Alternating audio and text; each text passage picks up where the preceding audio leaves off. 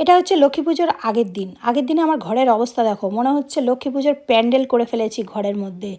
তো বৃষ্টি বাদল থাকলে এরকম প্যান্ডেল মাঝে মধ্যেই সবার ঘরেই মনে হয়।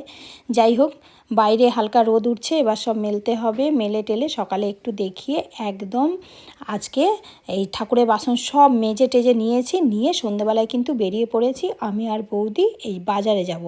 বাজারে কেনাকাটি করতে, কেননা আজকেই সব করে রাখবো, কালকে একা হাতে সব কিছু তো। এবার বাজারে নিজের হাতে দেখবে বাজার করলে না মনে হয় কি যে না সব পরিপূর্ণ করে নিয়ে এসেছি। তো এই যে বাজারঘাট সব করে নিয়েছি, ফুল থেকে আরম্ভ করে মানে সব কিছু যা লাগে যেন কালকে আমাকে বেরোতে না হয়। তারপরে এই যে পরের দিন সকালবেলায়, শুভ সকাল নেই, এখন সকাল বলবো না, প্রায় দুপুর হয়েই গেছে, মানে 11টার বেশি বাজে।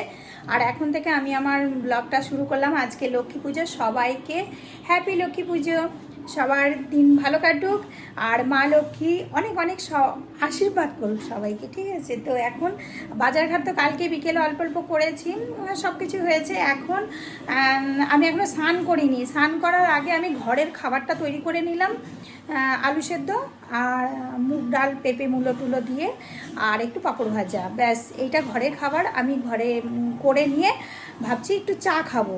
তো আগুনের জিনিস খেতে নেই, সব পুজোতেই বলে উপাস। তো আমি একটু চা না খেয়ে কী বলো তো, একা হাতে তো মা নেই, তো সব কিছু করা মানে খুব লাগছে। তার জন্য একটু চা খেয়ে তারপর আমি স্নান করতে যাব। স্নান করে তারপর সব গুছাবো। তো এই বাসন টাসন সব কালকে কিছু মেজে রেখেছি, আজকে সব বার করলাম।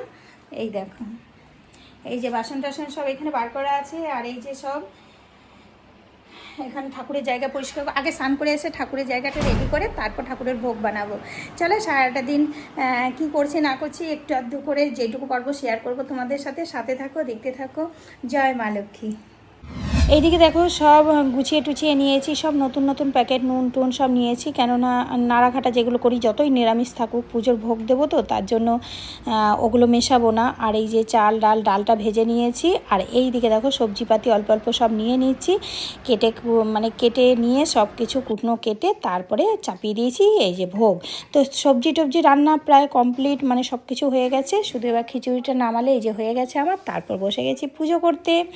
তো ভোগে অনেক রকমই যা করি সব কিছু এক ঝলক তোমাদেরকে দেখিয়ে নিচ্ছি। তো আমার এই ছোট্ট ব্লগটা, তোমাদের লক্ষ্মী পুজোর স্পেশাল ব্লগটা তোমাদের কেমন লাগলো অবশ্যই কমেন্ট করে জানাবে।